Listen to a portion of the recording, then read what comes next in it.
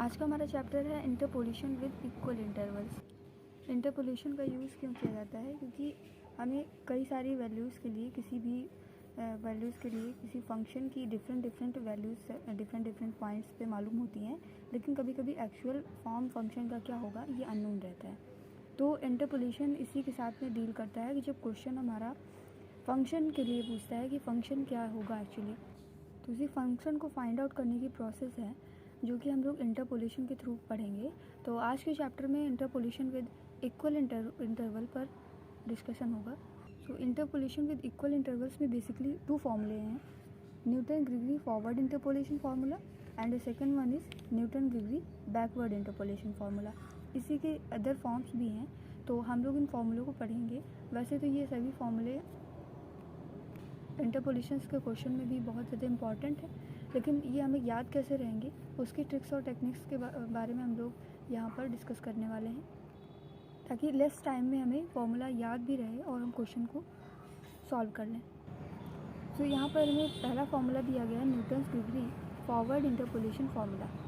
अगर हम यहाँ पर किसी भी फंक्शन y के लिए जिसकी वैल्यू f(x) है, हम लेते हैं values F A plus H, F A plus 2h, F A plus N H, n+1 equidistant points पर। ये पॉइंट बहुत इंपॉर्टेंट हो जाता है कि हमारे जो पॉइंट्स होने चाहिए वो इक्वी डिस्टेंट होने चाहिए, यानी कि इक्वल इंटरवल्स पर वर्क होना चाहिए। देन f(x) हो जाएगा, जिसे आप pn(x) से भी डिनोट करते हैं, यानी कि जो हमारा फंक्शन निकल के आएगा उसकी वैल्यू क्या होगी, F A plus X minus A by H delta F A plus X minus A minus H upon 2 factorial H square delta square F A plus dot dot X minus A minus H dot dot X minus A minus N minus 1 into H upon N factorial H to the power N, और multiply में रहेगा delta power N F A. So ये formula हमारा बहुत ही simple है। सबसे पहले हमें फंक्शन की वैल्यू चाहिए, तो हम लिखेंगे f(x) is equal to, first of all हमारा जो फर्स्ट पॉइंट है फंक्शन में, यानी एफ ए की वैल्यू होगी at the point a function, यानी एफ ए प्लस, फिर इसके बाद में हम लिखेंगे एक्स माइनस ए, और इसके बाद में स्टार्ट होती है एच की वैल्यूज़ अपॉन एच, और यहाँ पर पावर 1 रहेगी, और डेल्टा आपका रहेगा, फिर इसके बाद में एफ ए रहेगा। इसके जस्ट बाद हम जब स्टार्ट करेंगे x माइनस ए तो ऑलरेडी लिखेंगे और एक एक वैल्यू कम करते जाएंगे, यानी अगले ब्रैकेट में हमारा हो जाएगा x minus A minus H upon में क्या रहेगा, यहाँ पर देखिए h था तो इधर एच स्क्वायर, और इधर आप कंसीडर कर लें अगर 1 फैक्टोरियल, यहाँ पर हो जाएगा 2 फैक्टोरियल।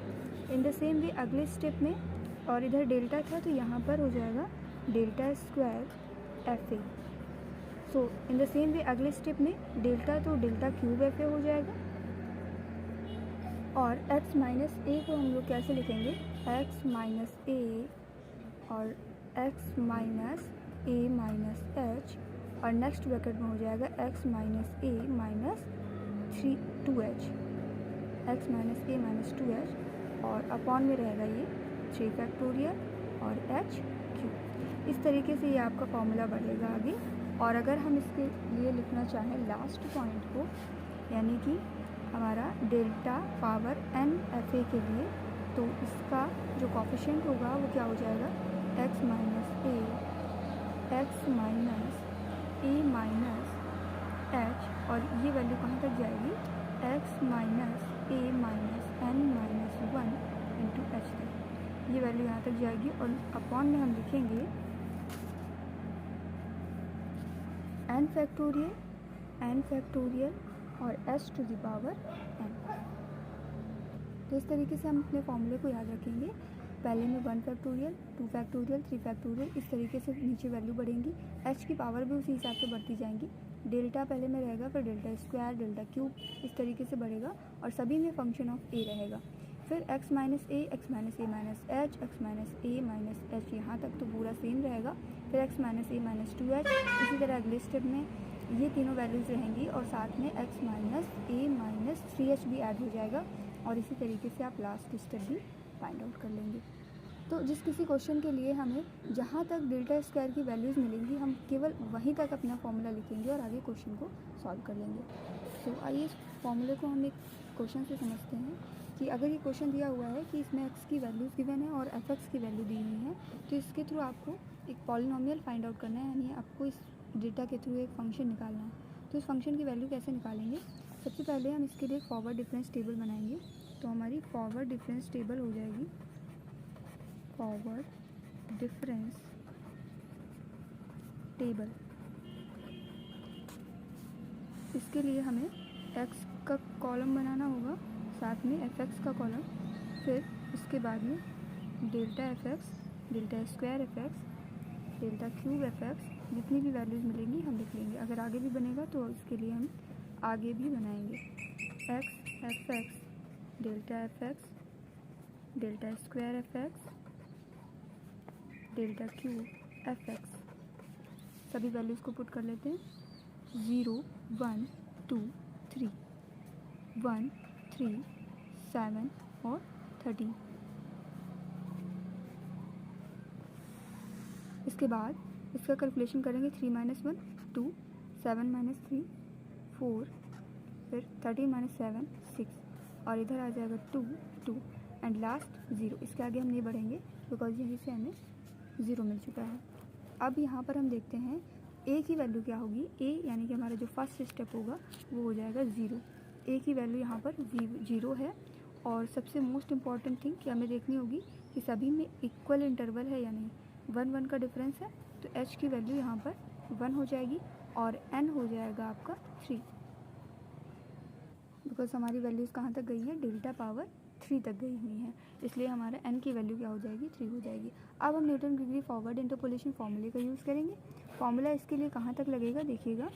fx की वैल्यू हो जाएगी fa plus x minus a by 1 factorial into h delta fa plus x minus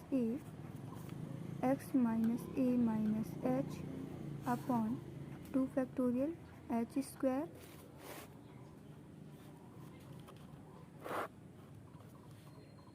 plus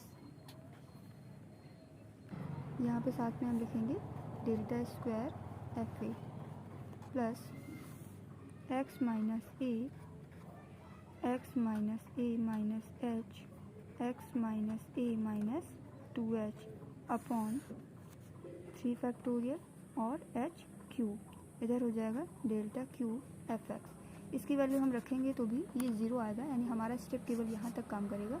तो हम इन सारी वैल्यूज़ को रख देंगे। यहाँ पर fa की वैल्यू, यहाँ सारी वैल्यूज़ को रखने पर fa की वैल्यू क्या हो जाएगी, 1 हो जाएगी। यहाँ पर 1 पुट करेंगे।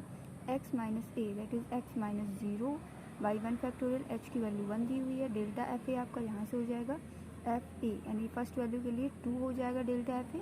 डेल्टा स्क्वायर fa की वैल्यू भी यहाँ पर 2 दी हुई है, और x minus a minus h apply करेंगे, h स्क्वायर लिखेंगे और आपका आंसर यहाँ पे आ जाएगा। सो हमारा फंक्शन यहाँ पे हो जाएगा fx is equal to, value होती थी 1 plus x into 2 plus x minus x into x minus 1 upon 2 into 2, और अगला स्टेप हो जाएगा x minus 1 x minus 2 upon 6 into 0। तो ये 0 वाला तो अप्लाई नहीं करेंगे, इसको सॉल्व करने पर हमारा रिक्वायर्ड पॉलिनोमियल मिल जाएगा, जो कि आएगा x square plus x plus 1। ये हमारा आंसर हो जाएगा।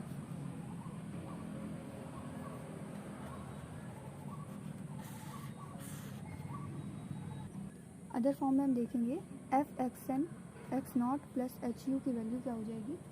पहला फंक्शन आपका रहेगा, पहला टर्म आपका रहेगा f(x0) plus u delta f(x0) plus u minus 1 delta square f(x0), फिर u माइनस 1, फिर u माइनस 2। इस तरीके से आगे स्टेप बढ़ते जाएंगे और डेल्टा पावर n तक आपका अदर फॉर्म भी हो जाएगा इसके लिए। तो अदर फॉर्म में हमारा क्या आता है, अगर u की वैल्यू पर हमें अप्लाई करना हो तो हम इस अदर फॉर्म का यूज़ करते हैं, और यहाँ पर u की जो वैल्यू होती है वो वैल्यू क्या रहती है, u is equal to x minus x0 by h। इस वैल्यू को अप्लाई करके हम इस फॉर्म से भी इस क्वेश्चन को सॉल्व कर सकते हैं।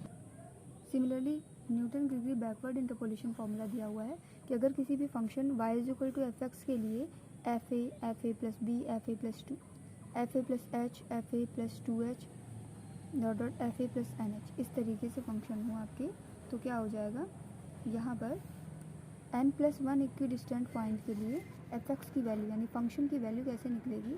फंक्शन की वैल्यू के लिए देखिए हम वहाँ पे शुरुआत कर रहे थे एफ ए से यानी फर्स्ट टर्म से, यहाँ पर शुरुआत होगी F A plus N H यानी लास्ट टर्म से, और फिर हो जाएगा X minus A minus N H. यहाँ पर उल्टा सारा प्रोसीजर होगा क्योंकि बैकवर्ड ऑपरेटर का हम लोग यहाँ पर यूज़ करेंगे F A plus N H, और सेम वे में आपका बैकवर्ड ऑपरेटर पे पावर्स बढ़ती जाएंगी कहाँ तक जाएंगी एन तक जाएंगी, और साथ ही साथ x minus A minus N H सभी स्टेप्स में रहेगा, इसके जस्ट पहले वाला स्टेप सभी में आता जाएगा, और लास्ट में हम x minus A minus H तक जाएंगे।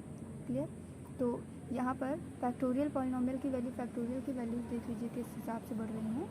पहले में आपका 1 फैक्टोरियल और h रहेगा, h है 1 फैक्टोरियल h रहेगा, और दूसरे में 2 फैक्टोरियल h स्क्वायर, और इसी के साथ साथ 3 फैक्टोरियल h क्यूब, लास्ट में आपका n factorial h to the power n। और इसके लिए भी एक अदर फॉर्म है जिसका आप यूज़ कर सकते हैं, जिसमें लास्ट स्टेप पहले लिखेंगे एफ एक्स एन और u upon 1 factorial, backward operator apply करेंगे एफ एक्स एन में प्लस यू प्लस 1 और अपॉन में 2 फैक्टोरियल, बैकवर्ड ऑपरेटर का स्क्वायर करेंगे, फिर पावर्स इसी तरीके से बढ़ती जाएंगी स्क्वायर क्यूब और nth पावर तक, और अपॉन में आपका फैक्टोरियल पॉलिनोमियल चलता रहेगा। फैक्टोरियल में चलते रहेंगे terms 1 factorial 2 factorial two the n factorial तक। और इसमें एक चीज़ ध्यान रखेंगे कि जो u की वैल्यू होती है इसके लिए u की वैल्यू हो जाएगी x minus X N upon h, ये वैल्यू होती है u की बैकवर्ड इंटरपोलेशन फार्मूले के लिए, न्यूटन ग्रीगरी बैकवर्ड इंटरपोलेशन फार्मूले के लिए u की वैल्यू ये होगी। सो आई होप आपको इंटरपोलेशन विद इक्वल इंटरवल्स का कॉन्सेप्ट क्लियर हुआ होगा। और इसके बाद हम लोग बढ़ेंगे इंटरपोलेशन विद अनइक्वल इंटरवल्स के लिए, जिसमें सारे पॉइंट आपके इक्वी डिस्टेंस नहीं रहते हैं, तो उनमें डिफरेंस होता है, कोई भी पॉइंट किसी भी तरीके से आ सकता है, दोनों में इक्वल डिस्टेंसिंग नहीं रहती है। तो हम लोग इसके लिए फॉर्मूले जानेंगे कि वहाँ पर अगर हमें फंक्शन फाइंड आउट करना हो तो हम कैसे फाइंड आउट करेंगे। क्वेश्चन पेपर में आप ध्यान हमेशा ये रखेंगे कि इक्वल इंटरवल का फॉर्मूला यूज़ करना है या अनइक्वल का, तो वो डिपेंड करेगा आपका स्टेप साइज़ क्या दिया हुआ है, तो आप उस स्टेप साइज़ पे गौर करेंगे। बिकॉज अगर MCQ टाइप क्वेश्चन पेपर आता है तो उसमें कहीं भी मेंशन नहीं होगा कि आप फॉरवर्ड इंटरपोलेशन का यूज़ करें, बैकवर्ड इंटरपोलेशन का यूज़ करें, या इक्वल के लिए है या अनइक्वल के लिए। क्वेश्चन देख के ही आपको पहचानना होगा, MCQ हो या सब्जेक्टिव क्वेश्चन पेपर, उसमें कहीं भी मेंशन नहीं होता है कि न्यूटन ग्रीगरी फॉरवर्ड इंटरपोलेशन फॉर्मूले का यूज़ करिए। सीधे से आपको टेबल दिया जाएगा जिसमें कुछ डेटा गिवन होगा, उसके थ्रू आपको फंक्शन निकालने के लिए बोलेंगे। तो वहाँ पर हमें ये समझना होगा कि फंक्शन में एक्चुअल में जो डेटा दिए हुए हैं उनके लिए वहाँ पर जो डिस्टेंसिंग है स्टेप साइज़ की वो इक्वल में है या अनइक्वल में, उसी अकॉर्डिंग हम आगे बढ़ेंगे। So thank you so much guys, keep watching and keep supporting. Thank you.